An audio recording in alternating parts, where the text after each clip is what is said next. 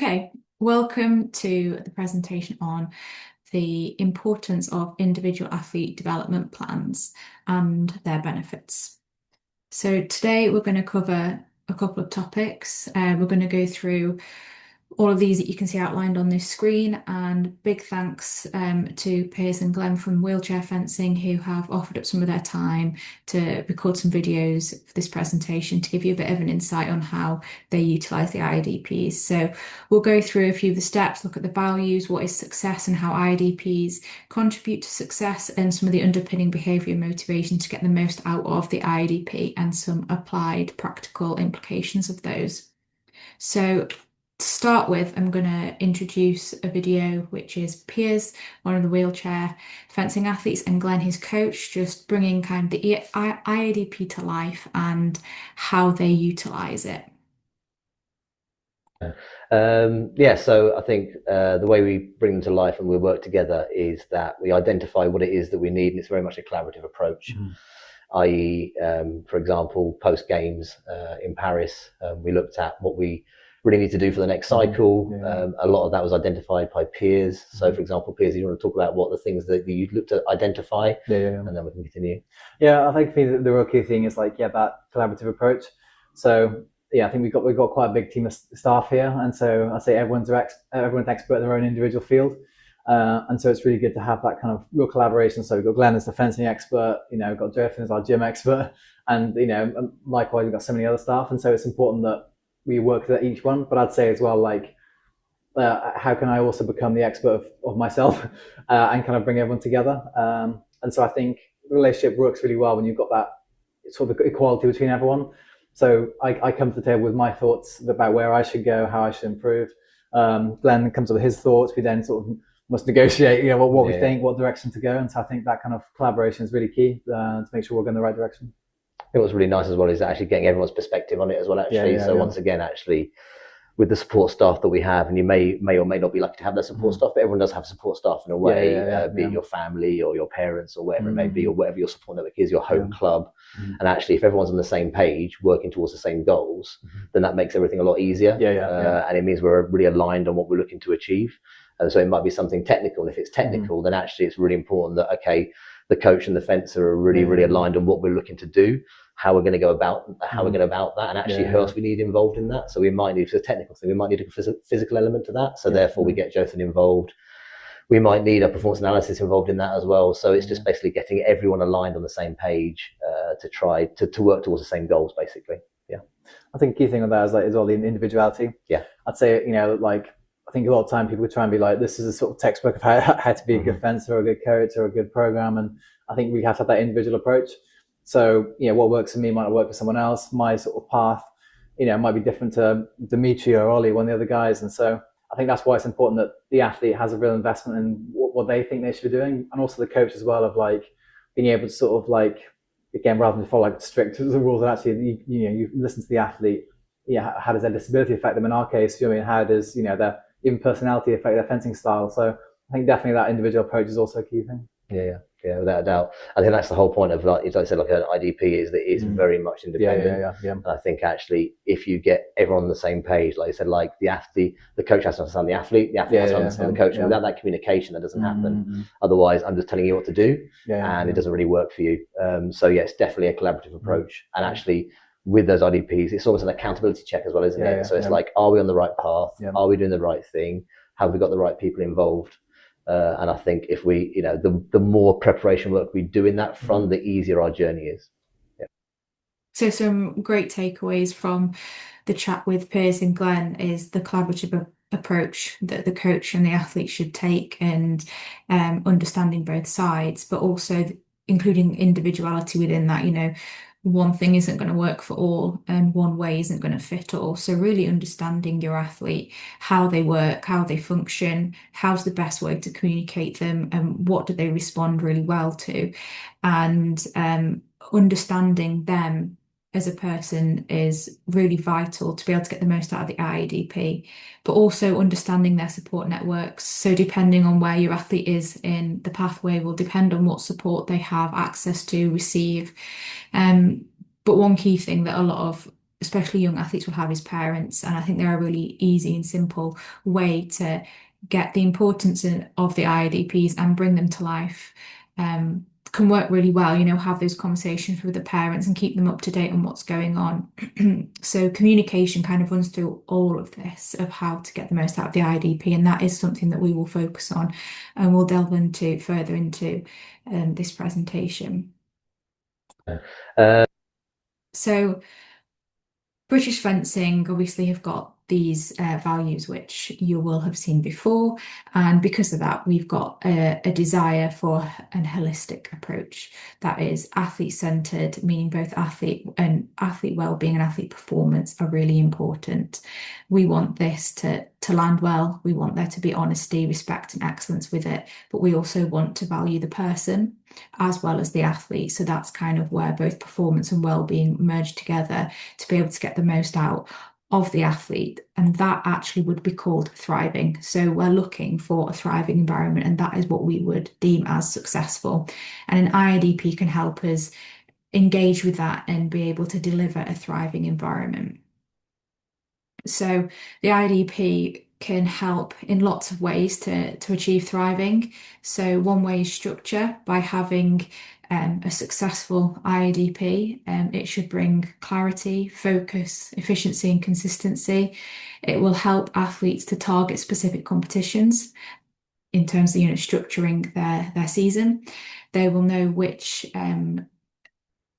competitions are targeted for competition as in performance, which ones are really important for ranking and winning, and which ones can they use for experience and for skill improvement. And understanding that balance and how that structures their season is really important, and is really good for them and their parents and support network to understand.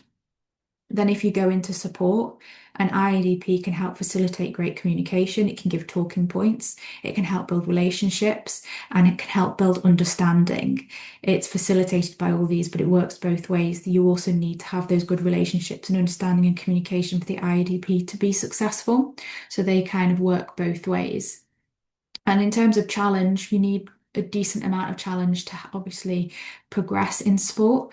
And we would split that challenge into performance and process goals, and they should be realistic, specific and personal. So really bringing in that individuality and making sure that they are specific to what they're trying to achieve, like reflecting on previous performances and understanding how to go forward.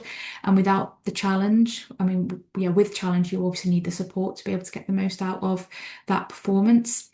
And that really ties well into well-being. So all of those performance, structure, challenge, support really work hand in hand with well-being. The athlete ultimately needs to be happy. They need to feel that they're achieving things, they're progressing, and they need to feel understood. So that really reflects back to relationships, happiness. Do they know what they're doing? Do they understand why they're doing it? And that sense of accomplishment through the challenge, are the goals achievable? And an IDB helps to measure all of that, and that should help increase their performance. So they should be getting success from their IDP, and that might not be big to begin with. Small success should also be celebrated. It helps them with direction. It knows where they're going. Referring back obviously to the structure, they've got an idea of what's going on. It gives them clarity, but it also gives them purpose, which is huge. And that purpose isn't just in competition, but in training as well. And we're going to touch on that as well throughout the presentation. But one thing that a coach can really help an athlete with to get the most out of their athlete development plan is motivation.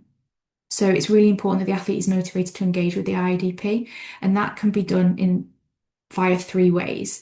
And that's through what is called basic psychological needs, and they are autonomy, competency, and relatedness. So if we look closer at the motivation element of the IADP, so that we can ensure that when we develop this into an applied setting, that it should hopefully stick and respond really well from athletes, we're looking at 3 basic needs, basically. The basic psychological needs of motivation. So as a coach, you can help them satisfy these needs. So obviously, autonomy is a sense of choice, recognizing their thoughts and their feelings, making sure they feel heard and they're valuable, having discussions with athletes and reflecting on has happened in sessions. These can be formal, they can be really informal, they can be at the side of the piste. They could even be a walking conversation after training, before training, checking in, but ensuring that they have a sense of choice in their IADP in terms of goal setting, that you are collaboratively setting the goals with the athletes and reflecting on past performances as well of why they want to do a certain thing and maybe why you believe it should go a certain way really helps them have that sense of autonomy. Having a sense of competency means they feel they are capable of achieving those. So that's having a realistic goal setting. But they also need to be challenging as well. They need to feel sufficiently challenged and they need to have the positive reinforcement so that they feel competent in that area. And the point of the realistic challenge is that when they then come to perform, hopefully they will achieve it. Or if it's small goals within a training session, they're achievable. And then they get that sense of accomplishments and they feel as though they are capable of doing it. So having an athlete that understands the purpose of their training and their purpose in performance will help them achieve that level of competency to help them feel motivated. And the third one, which we have also briefly spoken about, is relatedness. So having that really good coach-athlete relationship, having good communication that's open and honest, like knowing how to speak to your athlete, understanding them as well, but allowing them to speak to you and the athlete feels respected and they have a safe, trusting relationship to be able to talk about things, whether they're good or bad, so that you are the team that can help fix these problems and making that really inclusive in terms of teammates and fencing partners, sparring partners, having that environment where it's really inclusive that they can share their goals to other people, whether that's family, that's friends or teammates or other coaches, and then they feel more accountable. So by having the autonomy, competency and relatedness, satisfying those should help athletes really have that drive and that motivation to want to, well, engage with the IADP and really help their progression in the long run because they should also meet their well-being needs. Basic psychological needs help satisfy their personal need, and that will then help their performance as well. So when we look at the different areas and the different levels, it would look different across all different pathways. So you've got obviously the club, the talent, elite, and mastery. Now, these slides will be shared afterwards as well, so don't feel like you need to quickly read through every single detail. You can read them in your own time at your own pace, but the idea is that they're broken down in levels so that each level feeds into the next. We want these behaviors and these attitudes and these motives to grow throughout the athlete's journey in sport. We want them to be able to come to elite level if they're going to be senior athletes, and it's already embedded, it's ingrained. They kind of understand their drive and how goal setting works. And that requires feedback on IADPs from all levels, like for IADPs to be taken seriously from club right through to elite level when they turn a senior. And there's different ways of being able to foster autonomy, competency, and relatedness for all these different levels. And then you just build on them, make them nice and simple to start with, just giving them choices, whether that's guided by a coach and you can give them multiple options for them to then choose, or just being really positive and having really small goals to start with and encouraging athletes to share with others their goals is a really good way to start. And then you can build on that each stage through their development. And then hopefully by the end, they'll actually be really sophisticated in how they lead their own IADPs and how they get involved and how they collaborate and how they are proactive in owning their own IADP. And it's something that they can really be proud of and own their own development as well and be able to acknowledge everyone else who's contributed. So that's a brief talk around more very theoretical about motivation, how we can help athletes get engaged and really enjoy the process of developing as an athlete. But if we look a little bit more at goal setting specifically, there's two types that are important, and I'm sure you've come across many types of goals. You might have come across these, but in real simple terms, these are basically long-term and short-term goals. So your performance goals are your long-term goals. These are goals that really focus on the end outcome. ideally the performance, so winning, beating other opponents, whether that's a specific fencer, a specific competition. It's that focus on achieving the end result. But you do have to be careful with the performance goals. So if you overemphasize them or you make them more important than the process goals or the short-term goals, you run the risk of emphasizing failure as a lack of ability rather than the opportunity to learn. And what's really important is athletes, if they face any sort of failure, which you probably will, it is sport and it's just that environment. So if they face failure, we want them to be robust enough to see it as an opportunity to learn and that it's not a lack of competency in themselves. And if we overemphasize the idea that performance is the be all and end all, then you run the risk of athletes not feeling competent whatsoever and feeling really insufficient in their ability to deliver. So it's about getting a balance. And if we look at the process goals, they're very much around specific skills and improving them, being masters of them. So whether that's physical skills and strength and endurance, optimizing lunging or speed or blade work or their timing, they're skills that they can physically improve. And they're like small stepping stones then to achieve the big goals. And focusing on them helps them really get a feeling and a sense of accomplishments through mastery. And getting that message across to athletes really helps kind of protect against that fear of failure. Because if okay, a competition hasn't gone well, or what didn't go well, it encourages them to proactively think and really be critical thinkers of their own performance. And I think that's what's really great about an IADP. If it's really lived and embedded in everyday life, it's not just a tick box exercise that comes out when it's a performance review.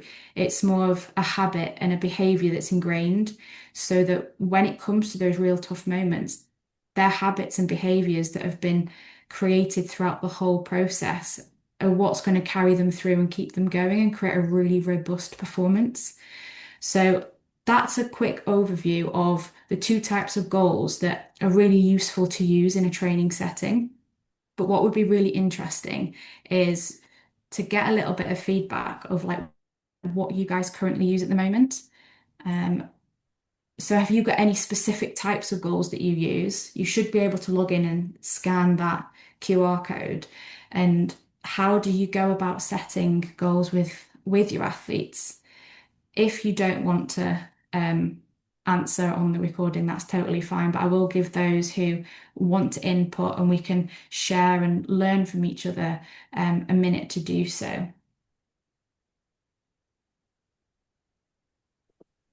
Worth saying, Greg, the Mentimeter is completely anonymous, isn't it? It's just Yes, totally anonymous. Yeah, won't be able to know what's come from who. So feel free to not feel too exposed. And again, if you don't want to do it, it's absolutely fine. I'll give it a couple of seconds and then we'll move on. Because we can always come back to this at the very end if you'd prefer, and we can have a little discussion. Nice. So you must be very familiar with the performance and process goals that we've just spoke about.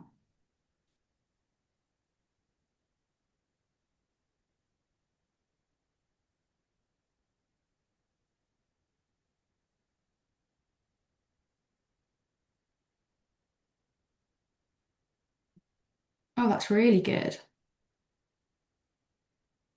It's nice to have it at the end of a session. It makes it very, very relevant to what's been going on. I wonder if I can move this down. Hi, Grace. It's Alex.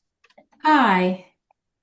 Could you possibly, I'm driving, so I can't really contribute to that, but could you possibly read out those little comments at some point? Yes. Because I can't really see them right now. Thanks. No problem.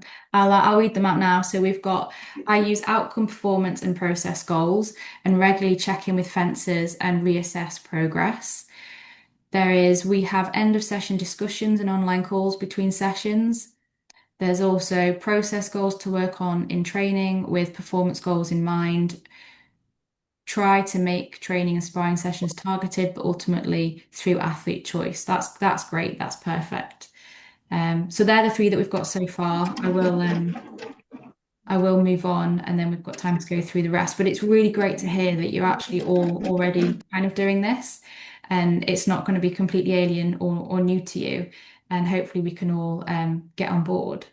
So as the coach, you probably are already aware that you're very influential to the athlete, and how you communicate and your sense of priority comes across quite easily to them. So if you really value or overemphasize the use of those performance goals, you actually risk your athlete having quite unstable emotion regulation. So in competition, they could get really, well, they not aggressive as in nasty aggressive, but have outbursts and feel very angry. They might feel really emotional or sad, and they might not be able to really understand how they're not getting anywhere if they're hitting roadblocks or not getting the goals that they're trying to achieve. Their motivation might be really unstable. One minute they're motivated, the next they're not. Feeling of incompetent, like we spoke before, if they're having fear, if they're feeling like they're failing all the time, they're not going to be able to pick themselves back up. And that would also lead to inconsistent performance results. So having the balance of the process goals and performance goals is really important. And it's really great to hear from the last Mentimeter that you guys are valuing the importance of prioritizing both of those, which is great. And I'm glad that we're not working from complete zero. Just to visualize that in terms of how you communicate, if you look at yourself as the bottom of the triangle, your influence and how you communicate things really feeds into the athlete's values and beliefs. And that then in turn affects their motivation, their behavior, and then the outcome of their success. So we want a balanced approach to performance and process goals, and giving the athletes that choice, that feeling of autonomy will help them to really value and believe in their goals. So hopefully then their values and beliefs align with the coach. And if you've got that collaborative approach to the whole IADP implementation, then that should then feed into a joint motivation and feeling competent, and you as the coach being really supportive and giving feedback even on the piece, making it positive and constructive, positive constructive criticism, I suppose, and really helping them instill that motivation and having that sense of relatedness and connectedness, whether that's with other teammates or yourselves, so that hopefully we can get a behavior that's going to be more approach than avoidance. So we'll go quickly into the differences of approach and avoidance behavior. But if we've got an avoidance behavior, it's quite negative, as you can imagine, whereas an approach behavior is quite facilitative, and that will then help us achieve the goals that we've set out to achieve. So some of the goal behaviors that they would work for both process and performance goals. Approach is obviously the sweet spot. That's when your athlete really wants to learn and develop a skill. If we're looking at process goals, so you could think of a fence wanting to learn and perfect footwork. In terms of performance, it might be that they're really engaged in outperforming others. It's that those performance goals have really structured their season, and they know that they're at that point of peaking their fencing, and they're really engaged with trying to achieve that goal. They've put all the hard work in already. And then you've got the avoidance goals, which are a little bit more, well, they're negative. So they're just trying to get by. It might be that they feel that they don't believe in their goals, or they're not valuing the process. So they've not got any real investment into what they're actually doing. So that could look like a fence avoiding progressing their skills. So they don't feel any less capable maybe than they already do, or any less capable than others around them. And in terms of competition, it could be avoiding competition. It could be choosing lower level competitions so that they can fight against lower ranked athletes so that they avoid being beaten. We ideally obviously want approach goals, and that's where it comes down to how you communicate with your athletes and how you set the goals out with them. and making sure that they do feel a sense of choice and that they are supported and challenged, but they also feel related and connected to you and teammates, and having a constant reflection as a coach of how you're going about setting goals and how you're going about communicating, even if it's in an informal way, or you don't have to sit down with them every single time to go through it. You can just have really informal chats on the piste or just in the club when they arrive, and make it a really regular thing so that it's not seen as a negative thing to them either. And that you believe their approach to training is quite positive, and question if maybe if it's not, like, do you feel like you've maybe influenced that? If not, is everything going on okay at home? And obviously, we spoke about parents and the other support networks that are around them, and really understanding them and what's kind of going on would be quite helpful in that setting. So that's a little bit around the motivation and the communication of goal behaviors. And there's a few tips at the bottom which we briefly spoke about, but there are a couple more tips that will help kind of bring them alive. So these are from other people's experience across different sports, from wheelchair fencing, of what's really worked. And I think it's really important to note that IADPs aren't just about, well, they're all about development, but they shouldn't be seen as a negative document. They shouldn't be that tick box that's brought out once a year or once a quarter. But even celebrating really small wins and celebrating those process goals can go a long way. So whether that's could you hold a 10-minute, like someone said already before, at the end or at the start, and round things off, but celebrate what's happened in training, whether that's someone's mastered a skill or had a great attitude, or turning up on time, or has been really supportive to other athletes. And also, let's celebrate performance goals. If someone's had a great win, let's celebrate that as well, but don't let that over compensate for celebrating the process goals as well. So I won't go through every single one of these that are written down, because I'm sure that you can all read, and for those who maybe can't view this right now, you can go back and read through it. But it's all about reflecting, including all the support personnel, whether that's parents or more professional, like your physios and psychologists and strength and conditioning coaches, having regular athlete check-ins as well, and really understanding who they are and letting them also reflect. So that's another big point, reflecting yourself, but also really encourage the athletes to reflect. Training diaries, not everyone has them, not everyone likes them. There are different ways in which you can do that. Do they want to do voice notes? Do they want to draw pictures out? When I visited the wheelchair fencing, there was some hieroglyphics on a whiteboard. I can't read it. No one else can read it, but the athlete knows exactly what they've reflected on, and they can then communicate that. But it keeps it really personal to them, and it keeps it fun for them. But this idea of the athlete self-reflecting is really important, and it's not new to athletes either. It's that they do it in school when they have their report cards as a self-reflection.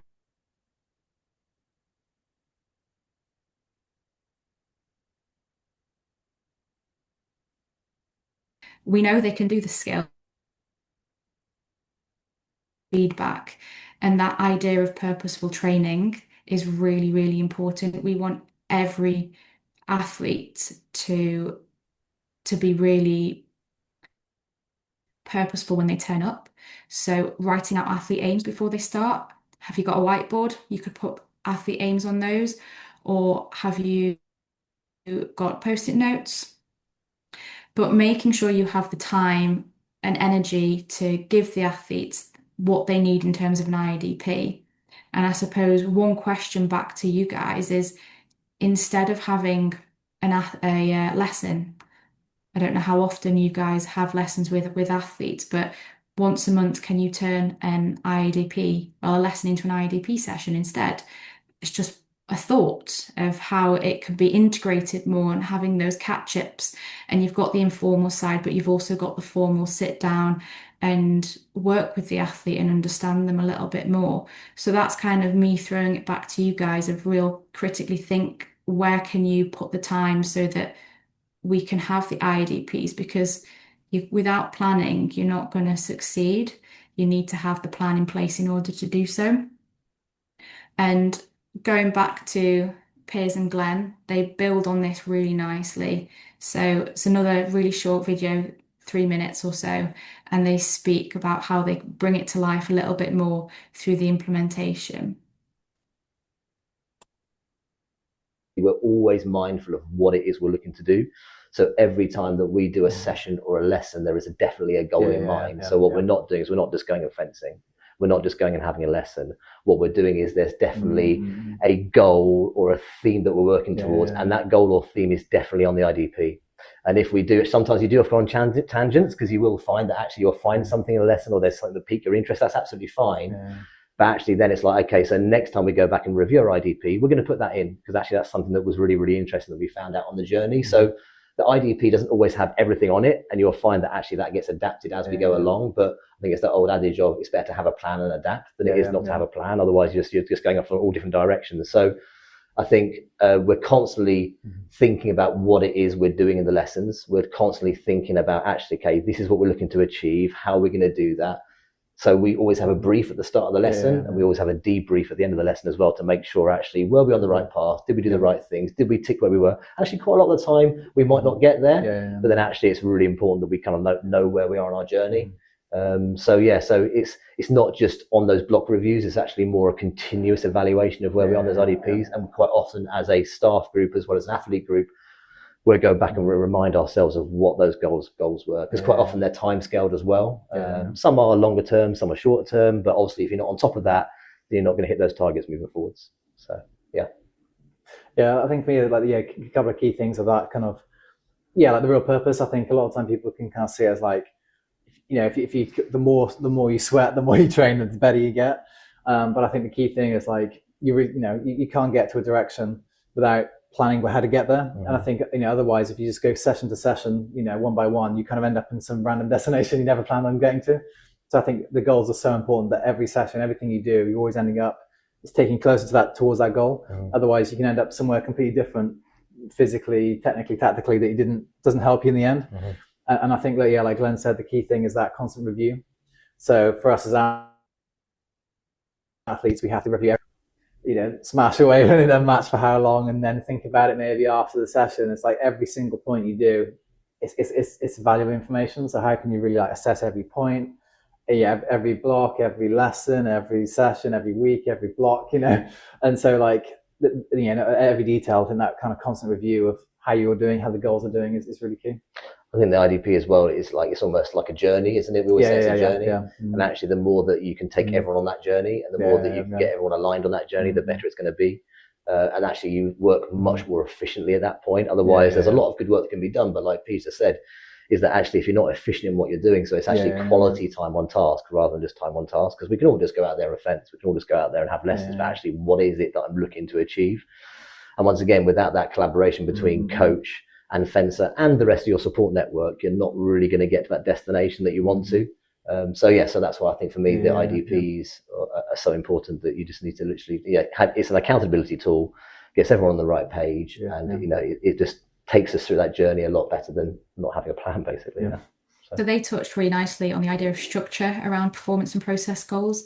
Your performance goals help structure your training, that when you're peaking, and your process goals help with those little stepping stones to get there. So that's really important, and making sure that everybody's on the same page. So sharing an athlete's development plan with parents and other support personnel is important, so that they can understand how they can facilitate their development and support them, even if it's outside of a training context.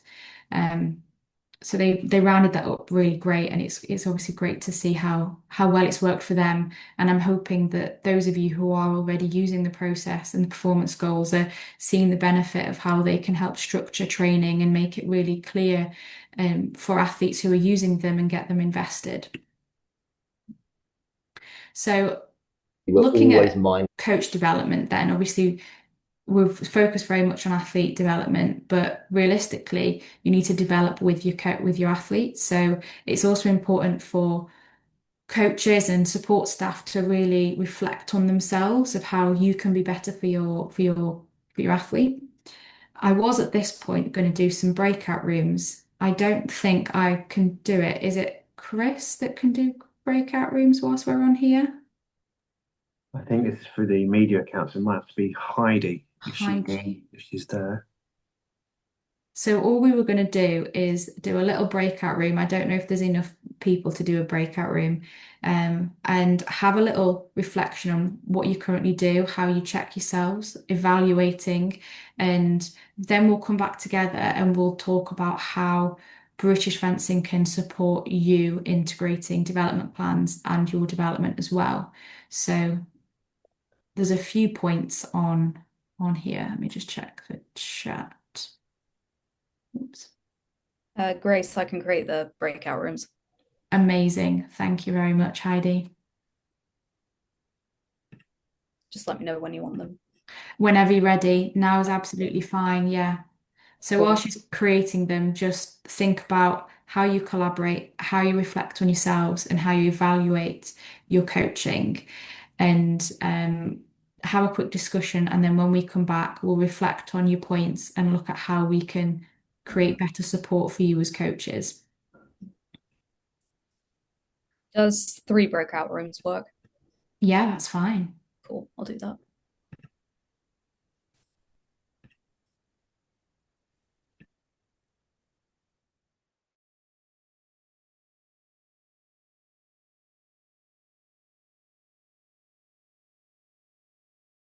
Hi, Alex. Hi, Chris. Hi, Brian. Hi, Adam. Hi. Hi.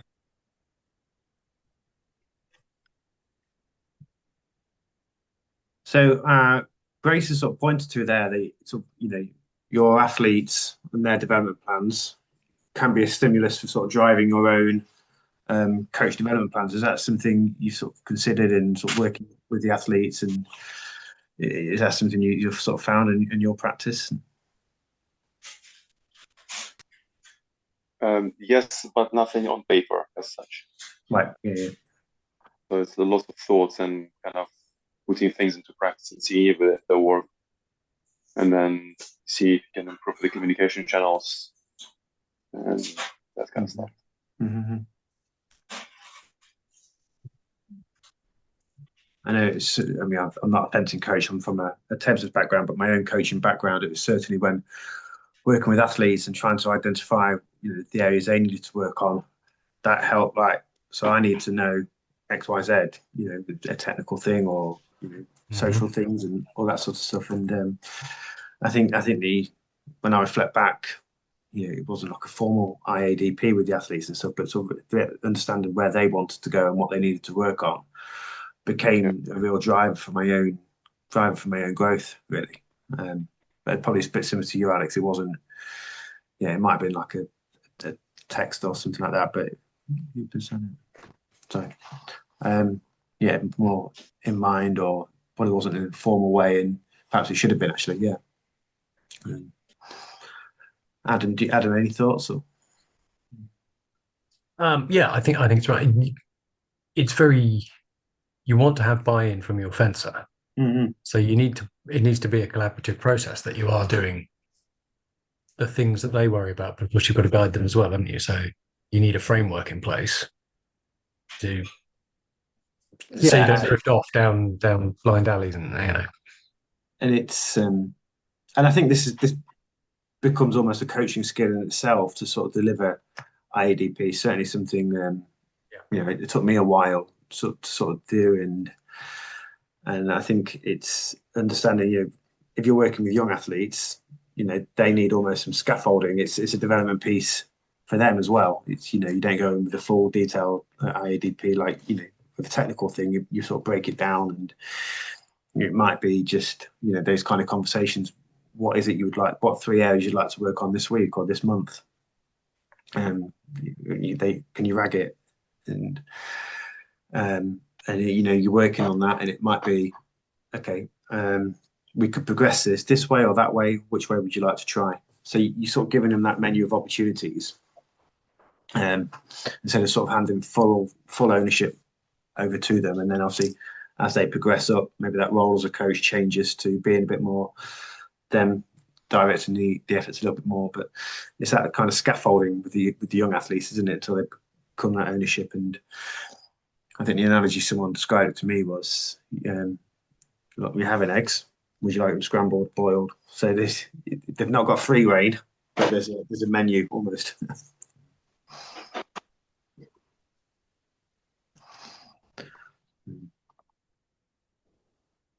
So in terms of Brian, sort of plan of how to achieve this quality.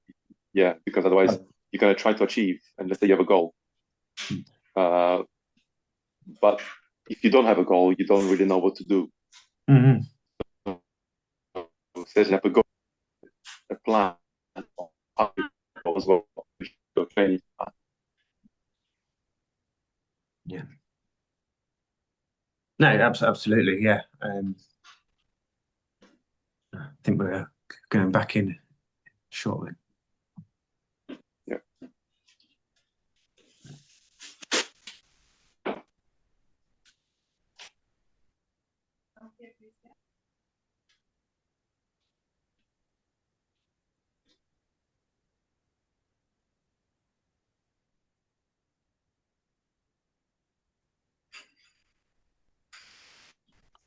It did pop up, didn't it? So going back in.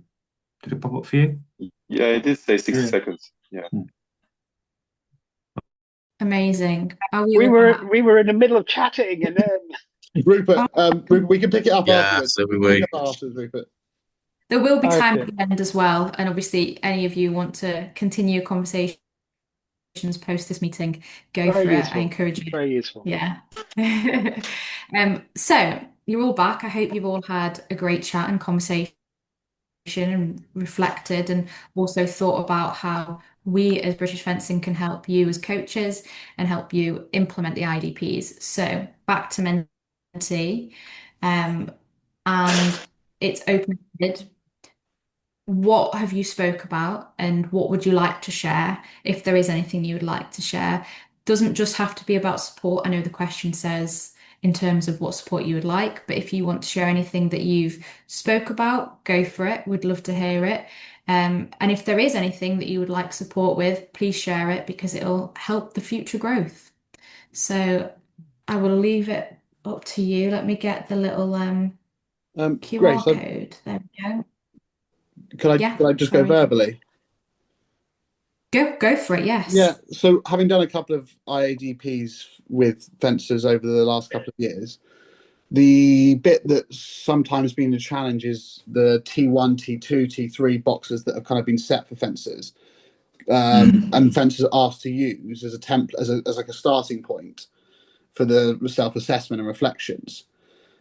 Sometimes doesn't always match up with where that fencer's level is at. Is that going to be kept the same? Because that kind of, I think, as a starting point can sometimes be off-putting. You're looking at it and going, well, T1 reads for, I can't remember exactly what they were, but like elite athlete, and you're like, well, we're at development level here, and now we're assessing and looking at like junior World Cups, but elite isn't performance isn't junior World Cup. So that's the bit that's kind of I've always found the most confusing with the British Fencing IADP setup. Okay, really valid question. Yeah, I can understand the frustration with that. Currently, we are developing a new framework for the IADPs to make it more simple, but also we'd like to have one for different levels of the talent pathway so that they don't all look the same. Yeah. So I briefly spoke about at the beginning with that table about how those motivational behaviors would look different and how you can increase the autonomy and competency and relatedness through each level. We're hoping that the IADP will reflect that. So they should look different. An IADP shouldn't look the same for an elite athlete or a senior athlete or the top end of a talent compared to an entry level club foundation. They should look different.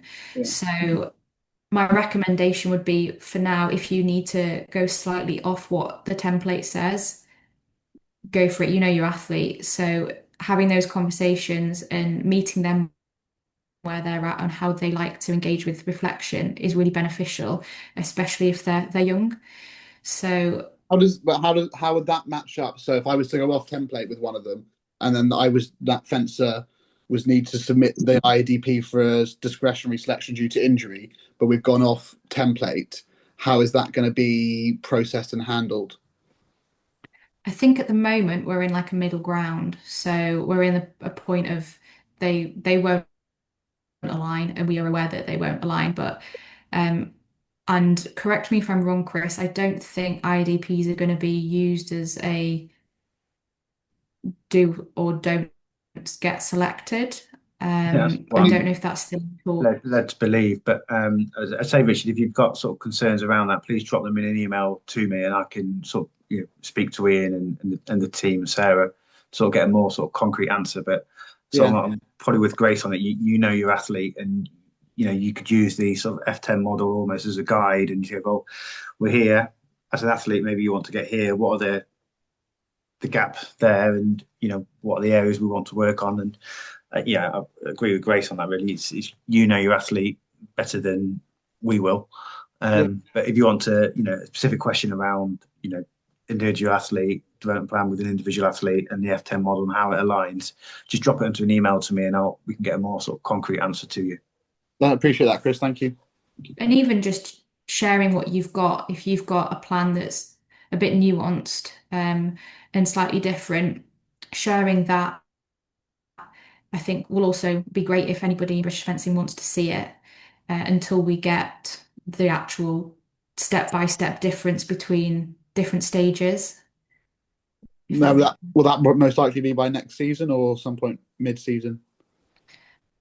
I can't tell you. I'm not sure. It's an ongoing piece. We recognise that some of the templates that provided are quite sort of text heavy. I think what Grace has tried to get through here is some other ways to do it. It might just be more more through chatting and keeping notes and things like that. It's a case of finding a way what works for you and your athlete that's going to drive that athlete development, as opposed to it needs to be on this particular Excel document in this particular way in this particular format. Sort of our angle with this presentation is how IADPs could not be a stick for selection or anything like that, but actually how they can be used in a really positive way to sort of drive that athlete growth. So it's very much what does work for you and your athlete. I think as Piers said in that video, what works for him doesn't work for Dim. No, I completely get that. Yeah, but it's a great question, and I understand the frustration. I just don't want to give you an exact date when everything's going to be done because I can't promise that. But thank you for that. So we do have a question on Menti. Can coaches' development plan be made available as a template, please? Would be useful to start as a starting point, especially for newer coaches. Yeah, I think that's a similar answer to the previous one. It's something that we can definitely work on. We've not got a template to give to hand, but Chris will be able to. There is a template which is buried in the website, which I appreciate. It is going to form part of our next Coach Digest. Amazing. Yeah, I know you've worked more on that. I will send out following this call as well a link to it. Amazing. Thank you, Chris. Anybody else want to share anything verbally written? Don't feel like you have to because it is still recorded, so we can pick up afterwards. Yeah, sorry, one question. On the going back to the templates, I think it says on, I think, is it T1 or talent one about predict, provoke, and perceive as the part of as it being a kind of a British style of fencing. Is that concept still live? Okay, or has it been dropped? Because I had one fencer ask me about it, and I was like, totally, I didn't know about it. Yeah. As a concept, I had to like really go into like the British fencing website, it's multiple pages to actually find what the 3P is actually related to. So is that still a thing that gets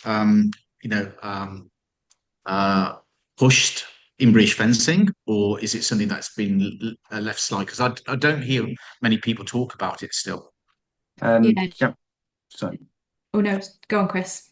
Again, it's we haven't got the pathway team on this call, but again, like with Richard, it's something I'll take back to them, and I'll come back to you, Gianfranco, with a more sort of concrete answer. Yeah, I mean, it probably doesn't even require a concrete answer, but it's sort of it's a bit weird that so like I have people, for example, looking at the pathway, say, "Oh, what do I need to do, to progress?" And then we've got a thing that's on there that fencers will ask me about, and I don't have an answer for it. It's not a criticism, but it's just odd. No, I appreciate that, and certainly, our work to support coaches to use IADPs, it's providing that sort of framework that coaches can navigate through the website and pathway and things like that. So that's something I will feedback. But thank you. Thank you. Any more for any questions on this point, or I'll move on. We've not got much left. No? Okay, that's fine. Thank you for those who did share.